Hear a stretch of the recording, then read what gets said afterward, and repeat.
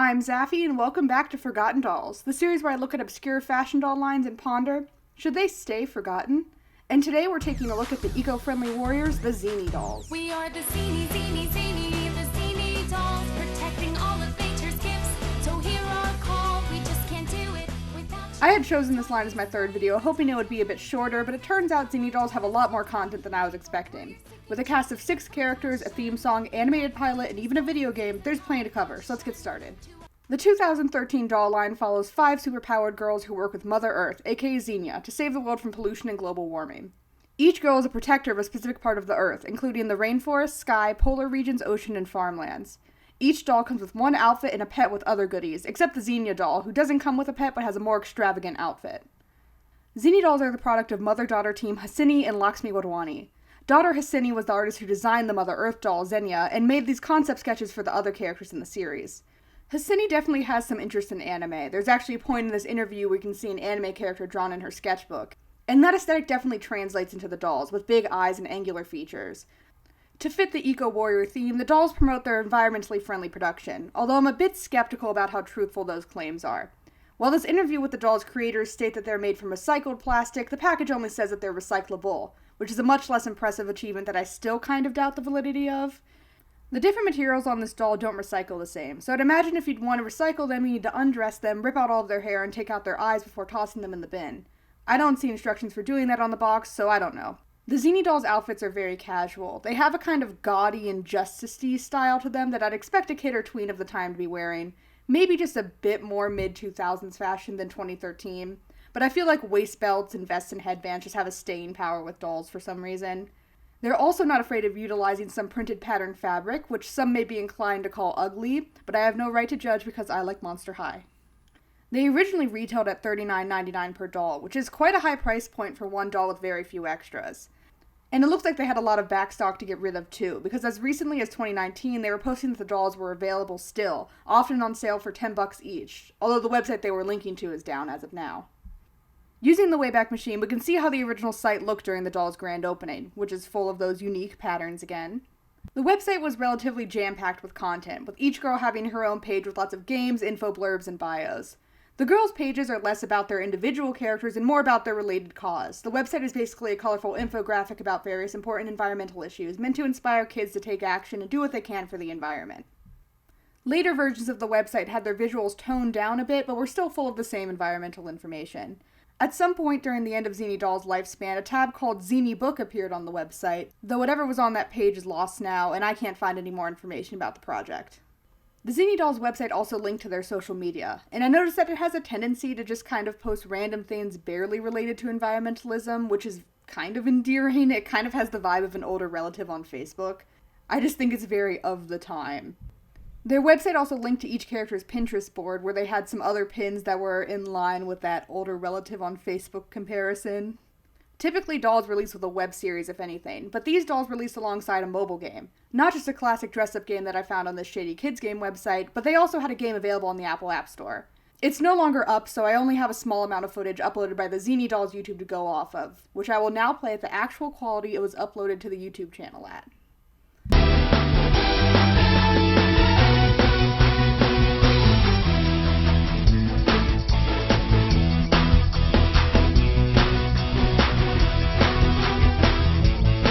This is not particularly helpful.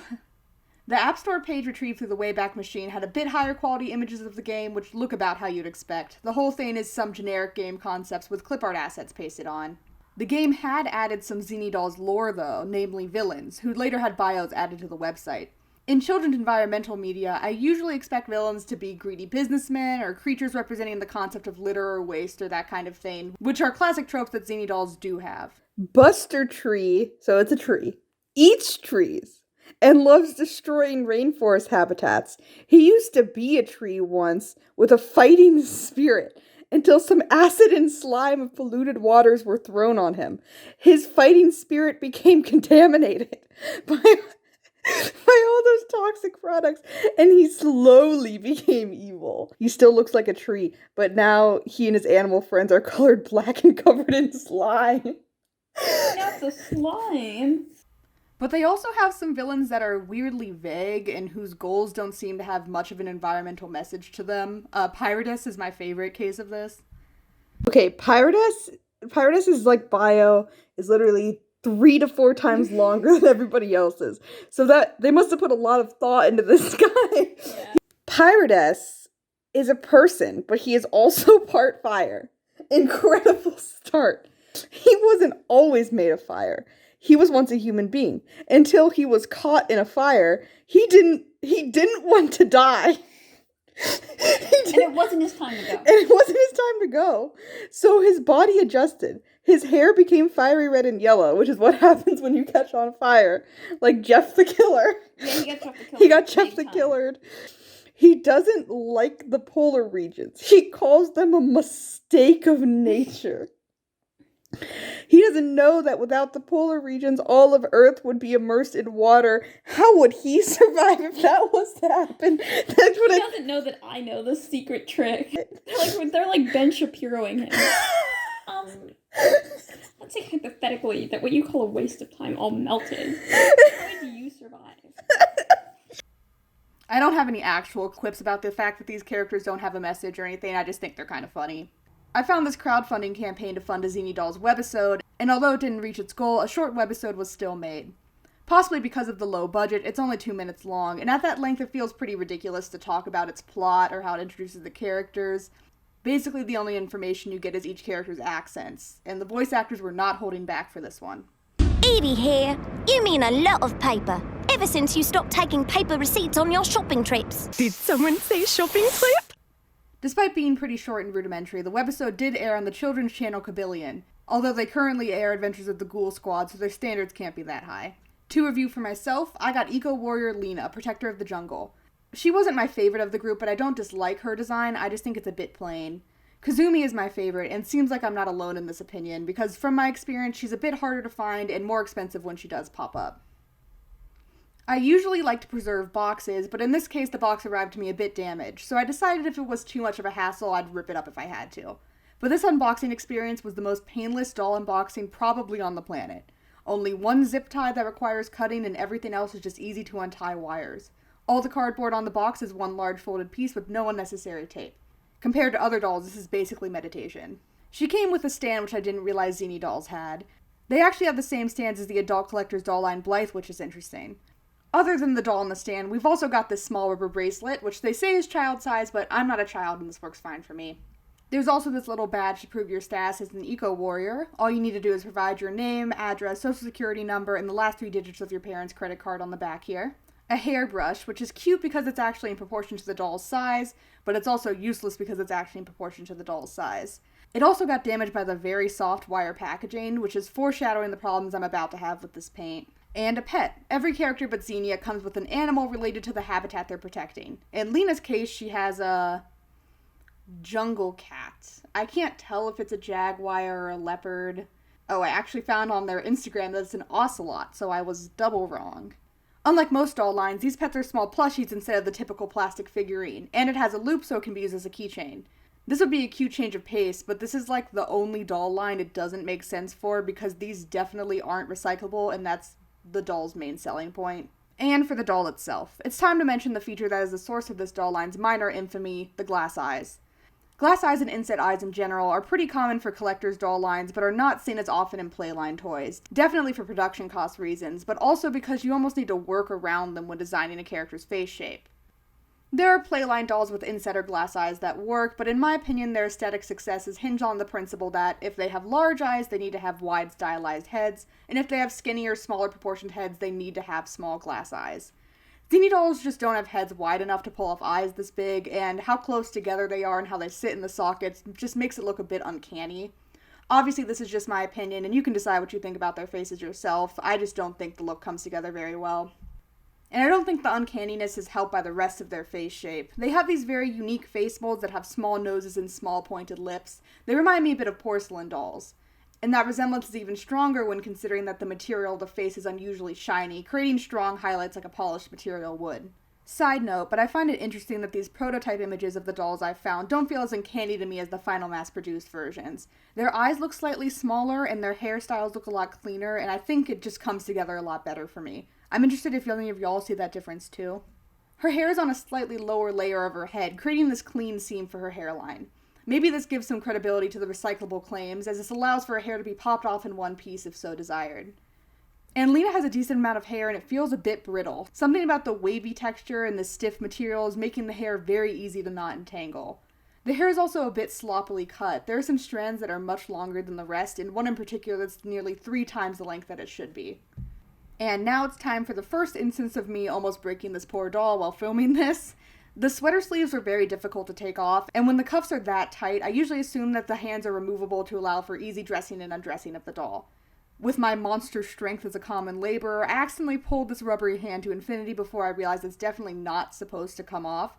I didn't completely rip it off, but it's very loose now, and that was just me being stupid. The second thing that happened I do not blame myself for, though. I was taking off her little pink bracelet, and the paint on it just completely shattered. It was the same type of paint that was used on that hairbrush that got scuffed up by the wire, and it just cannot face the slightest bit of tension, which is not ideal for something meant to clasp on and off like a bracelet.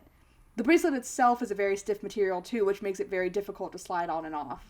Their bodies are made of acrylonitrile butadiene styrene and thermoplastic rubber, which are the recyclable materials the box boasts on having.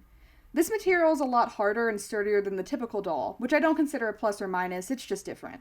Like I mentioned before, the hands as well as the feet are squishy rubber, which can cause a lot of unwanted traction when changing the doll's clothes. The face is a similar rubber material over a sturdy feeling base, and this rough material catches dust and dirt very easily. I imagine it would get really dirty really quickly in the hands of a child. This doll also has quite remarkable articulation for a playline doll, with ball-jointed hips and shoulders, hinged elbows and knees, jointed hands, feet, and neck, and even the more uncommon torso articulation. I have a feeling that this attention to posability, along with the glass eyes and Blythe stands, comes from a possible interest Hassini or Laxmi had in ball-jointed dolls.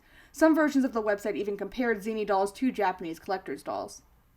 On the shoes, we have more paint problems. I can't tell if it's the exact same type of paint as the jewelry and hairbrush because it's painted on a softer material, but it's immediately peeling off under the slightest pressure. The fabric clothes, though, are very nice quality. There's some loose threads on the skirt specifically, but otherwise the material is really good quality and the stitching is strong. The hooded coat is my favorite article of this character's set. It has one of those signature printed pattern designs on it and a zipper lining the front, although no actual zipper tab. I'm mainly a fan of the hood. Sometimes since dolls generally have large stylized heads, doll hoods are decorational or barely fit the back of their heads, but this hood is made to properly fit the doll, so it's giant. I just really like the novelty of how it looks. Under her jacket and skirt is a tank top and leggings, which I think rightfully assumed were separate pieces, but are actually a single bodysuit. From a playline angle, it's a strange choice, because it limits the ability to mix and match outfits if you have multiple dolls to play with, but also considering the doll's great articulation, it does help avoid the problem of doll leggings just completely falling down when in non-standing positions. And that was the first and only run of dolls ever released. At the 2015 New York Toy Fair, Zeenie Dollz displayed a fashion pack line of formal wear called the Zienhatten Gala. These looked really nice but were never mass-produced. Zeenie Dollz quietly fizzled out and seem unlikely to return. And of course for this video I've designed my very own Zeenie Sona, Zaffy Protector of the Caves, an underrated facet of our ecosystem. I gave myself a signature pattern and plenty of pockets to hold worms, because my pet would be a large worm, and my character is mainly focused on saving worms, and maybe the occasional beetle. Being eco-friendly will never go out of fashion, so of course this isn't the only doll line that touts itself as being good for the environment. There's one on the shelves right now actually, the Be Kind dolls, which I have a feeling like Zeenie Dollz won't be around for too long. They at least have some more substantiated claims to being eco-friendly, but like Zeenie Dollz, it's hard to tell whether these plastic dolls imported from overseas factories are really wanting to be as environmentally friendly as possible, or if it's just a marketing ploy. In this case, I think charitably of this small family team. It feels like a young artist wanting to pursue her dream to make a doll line, and combining that venture with supporting an important cause is noble. But you can decide for yourself whether you think these efforts were sincere. So, should they be forgotten? I came into this a big Zeenie Dollz skeptic, but they've actually kind of grown on me. The backstory of it being a mother-daughter project is charming, and the more I've been looking at the dolls, the less I dislike their faces. While I don't think these dolls did anything revolutionary, I think they're nice quality, there is some passion behind the project, and I wouldn't mind adding a couple more to my collection. Let me know what you think about Zeenie Dollz in the comments. And as a fun little thing, I have a Ko-fi, which is a site where you can throw a few bucks my way, and in return I'll put you in the credits of my next video. If you donate more than $10 to me, I'll even make a drawing of you, your original character, or your favorite doll to put next to your name. Just after you donate, shoot me a DM on Twitter and tell me what you want me to draw. My girlfriend is my first supporter, so she's alone in the credits for this one. And if you don't have any money to waste on me, liking and sharing this video does wonders to help my channel grow. I've got some exciting stuff in the works, so stay tuned and thanks for watching. My planet saving duties are done for today.